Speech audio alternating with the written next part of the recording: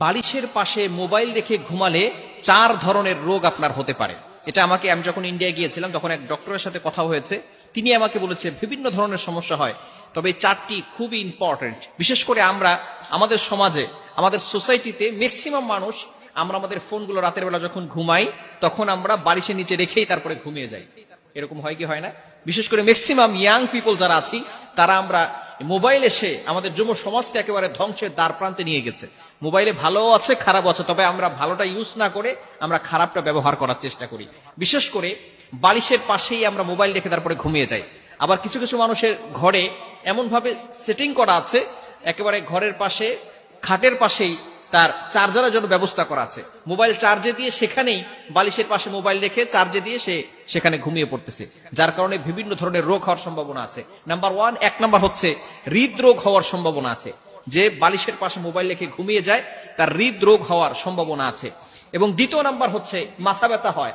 অনেক সময় আমরা বুঝি না কেন যেন মাথা ব্যথা হচ্ছে, ঘুম থেকে ওঠার পরে মাথা ব্যথা করতেছে।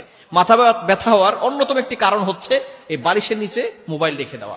এবং তৃতীয় নাম্বার হচ্ছে ব্রেন ক্যান্সার হওয়ার সম্ভাবনা আছে।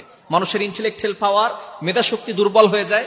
শুধু তাই নয়, ব্রেন ক্যান্সার হওয়ার একটা প্রবল সম্ভাবনা তার হয়ে যায় যদি বালিশের নিচে মোবাইল রেখে ঘুমায়। এজন্য অবশ্যই আমরা এই বিষয়গুলো থেকে দূরে থাকার চেষ্টা করব। এবং 4 নাম্বার হচ্ছে হার্টের সমস্যা হওয়ার সম্ভাবনা আছে। এই 4 ধরনের ক্ষতি হবে যদি বালিশের পাশে আপনি মোবাইল রেখে ঘুমান। এই মোবাইল থেকে আমাদেরকে দূরে সরে আসতে হবে, মোবাইলটাকে মুসলমান বানাতে হবে।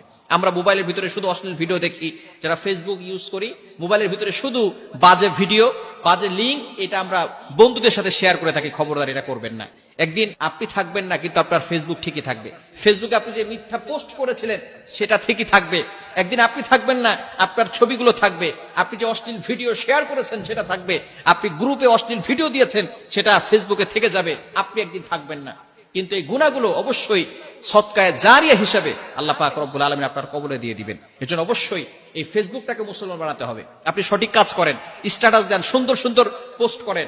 আপনি ফেসবুকের মাধ্যমে আপনি ইসলাম প্রচার করতে পারেন। আপনি হাদিসের কিতাব পড়েন, বিভিন্ন ধরনের হাদিসের কিতাব আপনার বই ঘরের ভিতরে রাখেন, হাদিসের কিতাব পড়েন। আপনি সুন্দর সুন্দর হাদিস আপনি স্ট্যাটাস দেন।